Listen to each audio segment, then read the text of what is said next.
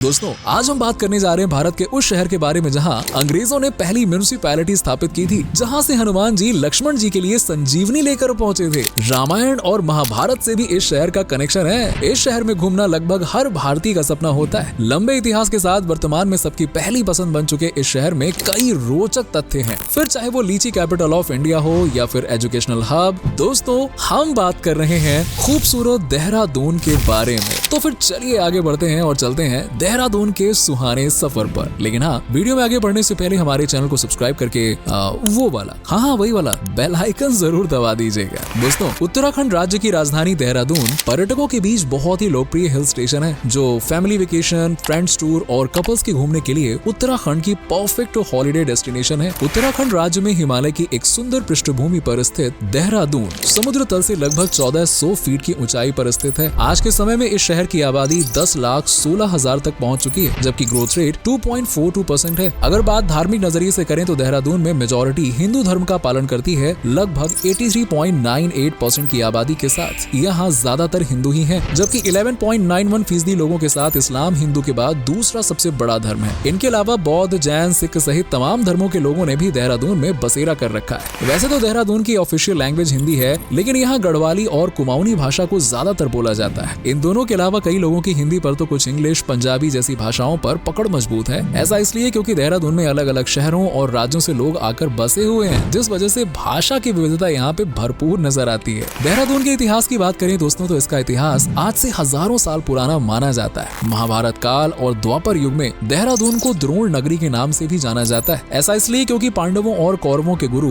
द्रोणाचार्य ने इस जगह पर लंबे समय तक तपस्या की थी। इतिहास को खंगालें तो देहरादून का रामायण काल से गहरा नाता नजर आता है। दरअसल मेघनाथ के बाण से जब लक्ष्मण जी घायल हो गए थे, तो हनुमान जी को जड़ी बूटियां लाने के लिए भेजा गया था और माना जाता है कि हनुमान जी जिस संजीवनी पर्वत को उठाकर लाए थे, वो देहरादून की घाटियों से ही आया था। इसके अलावा अशोक साम्राज्य और सिरमौर साम्राज्य का भी देहरादून हिस्सा रहा है। उस समय इसे देहरादून नहीं बल्कि कालसी के नाम से जाना जाता था। देहरादून के अलग अलग नामों में से एक सुधा नगर भी है, जिसका सबूत है चाइनीज यात्री हैन सांग, जो कि 7वीं शताब्दी के दौरान भारत आए थे और उस दौरान देहरादून को सुधा नगर कहा जाता था। 1804 से लेकर 1816 तक देहरादून पर नेपालियों का राजपाट हुआ करता था, लेकिन फिर एंग्लो नेपाली वॉर हुआ और ब्रिटिशर्स इस युद्ध को जीत गए, जिसके बाद अंग्रेजों का देहरादून पर कब्जा हो गया। और आपको बता दें कि बाद में देहरादून भारत का अहम हिस्सा बना। लेकिन 2000 से पहले देहरादून उत्तर प्रदेश का हिस्सा हुआ करता था, क्योंकि उस वक्त तक उत्तराखंड भी उत्तर प्रदेश में ही आता था। लेकिन फिर 9 नवंबर 2000 को उत्तराखंड उत्तर प्रदेश से अलग हो गया, जिसके बाद उत्तरांचल को उत्तराखंड की अंतरिम कैपिटल बनाया गया। लेकिन फिर ये खिताब देहरादून के नाम सजा और आज देहरादून जिले का हेडक्वार्टर होने के साथ साथ उत्तराखंड की कैपिटल भी है। देहरादून की बात करें उससे पहले दोस्तों, हमें इस शब्द का मतलब जान लेना चाहिए। दरअसल देहरादून 2 शब्दों से मिलकर बना है, जिनमें से एक है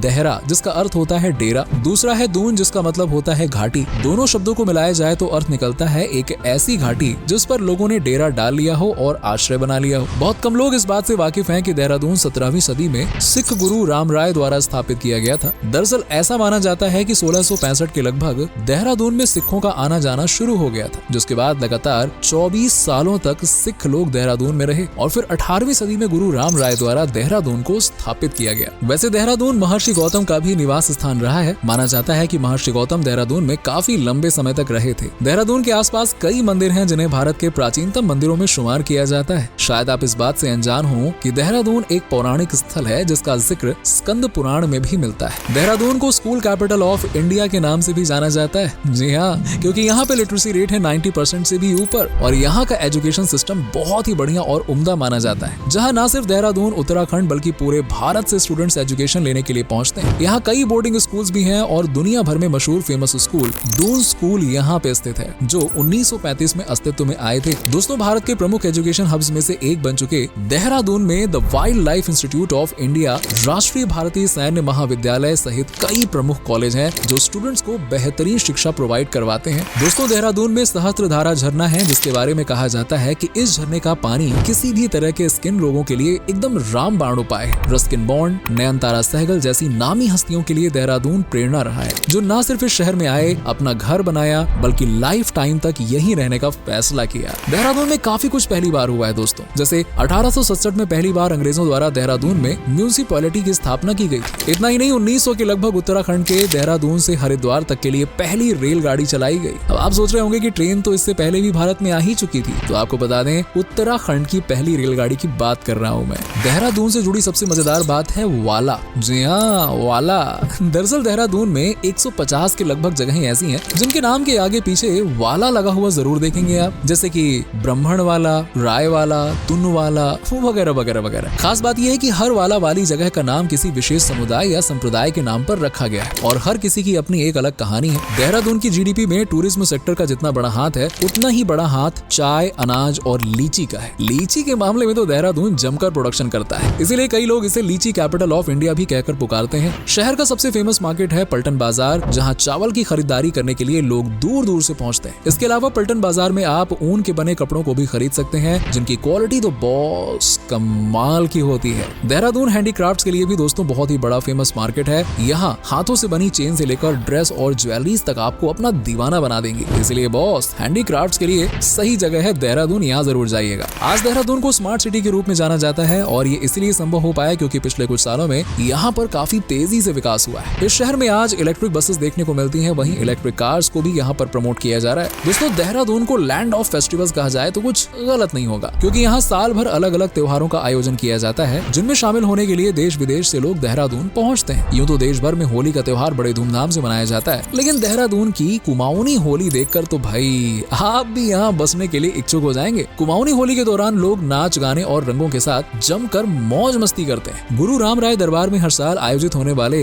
झंडा फेयर की भी बात निराली ही है। इस मेले का आनंद उठाने के लिए दिल्ली, हरियाणा, उत्तर प्रदेश सहित कई राज्यों, शहरों से लोग यहाँ पे पहुँचते हैं। शिवरात्रि के मौके पर देहरादून में टपकेश्वर मेले का भी आयोजन किया जाता है। शिव भक्तों की भीड़ और मेले का लुत्फ उठाने के लिए आए लोगों का जमावड़ा पूरे दिन यहाँ पे देहरादून में चहलकदमी करता रहता है। इसके अलावा देहरादून और इसके आसपास रहने वाली जनजातियों के लिए यहाँ बिस्सू मेले का भी आयोजन किया जाता है। इस मेले में आदिवासी समुदाय के लोग अपना अपना सामान वगैरह बेचते रहते हैं, जिन्हें आप भी खरीद सकते हैं। पूरे उत्तराखंड में सबसे अच्छा खाना भी आपको कहीं और नहीं बल्कि देहरादून में ही मिलेगा। यहाँ पे आप भारतीय खाने का तो स्वाद ले ही सकते हैं, साथ ही इटालियन, चाइनीज डिशेस भी देहरादून में बड़े ही स्वाद के साथ भरपूर मिलते हैं। अब बात चाहे गर्मा गर्म मालपुआ की हो या फिर रेड सॉस के साथ मोमोज की, है यहाँ की मैगी क्या ही कहना दोस्तों। मानो देहरादून की मिठास घुल गई हो उसमें, इतनी लजीज और टेस्टी हो जाती है। मैगी विद चाय देहरादून का अलग ही टेस्ट है, जिसे चखना बहुत जरूरी है। देहरादून में आपको कई शानदार कैफे और रेस्टोरेंट मिल जाएंगे, जहाँ पे आप घंटों बैठकर आराम से चिल कर सकते हैं। देहरादून घूमने की बात करें तो आप सुहाने मौसम को देखने से भर जाएं तो सबसे पहले पहुंचिएगा रॉबर की गुफा में। सिर्फ 9 किलोमीटर की दूरी पर मौजूद ये अद्भुत गुफा 600 मीटर जितनी लंबी है और अपनी प्राकृतिक अनूठी सुंदरता के लिए लोगों के बीच सुर्खियों में बनी रहती है। माइंड रोलिंग मठ और लच्छी वाला का भी जवाब नहीं। लच्छी वाला एक पिकनिक स्पॉट है, जहाँ शानदार हरियाली, एडवेंचरस एक्टिविटीज चर्चा का विषय बनी रहती हैं। वहीं माइंड रोलिंग मठ सुंदर फूल पेड़ों से घिरा हुआ है। हर की दून देहरादून की हलचल आपको एडवेंचर से भर देगी। ये पहाड़ी 3566 मीटर की ऊंचाई पर है और दून की घाटी को देवताओं की घाटी के रूप में भी जाना जाता है। फन वैली में जाकर आप मस्ती कर सकते हैं और शिवालिक रेंज के आधार पर मालसी डियर पार्क में जानवरों से मुलाकात, खासकर मोर, 2 सींग वाले हिरण, बाघ, नील गाय, इनसे आप मुलाकात कर सकते हैं। इसके अलावा राजाजी नेशनल पार्क देहरादून का एक प्रमुख राष्ट्रीय उद्यान है। ये पार्क हाथियों के लिए जाना जाता है, जहां आप सफारी का आनंद भी ले सकते हैं। देहरादून का शिखर वाटरफॉल्स और टाइगर फॉल्स जैसे पानी के झरने भी काफी खूबसूरत नजर आते हैं। अगर आप मानसून के महीने में देहरादून जाएंगे तो इन झीलों की सुंदरता और भी ज्यादा निखर कर सामने आती है। देहरादून में तपोवन जैसे शानदार मंदिर भी हैं और फॉरेस्ट रिसर्च इंस्टीट्यूट जैसे संस्थान भी। टपकेश्वर मंदिर देहरादून का एक प्रमुख आस्था का केंद्र है। बाजार में शॉपिंग से लेकर ट्रैकिंग और जॉर्ज एवरेस्ट, भादराज मंदिर, दून घाटी, शिवालिक पर्वतमाला जैसी जगहों का भी आप जमकर आनंद ले सकते हैं। आज के समय में सर्दियों के मौसम में देहरादून जाना सबसे ज्यादा पसंद किया जाता है, क्योंकि लक साथ हो तो विंटर्स में यहाँ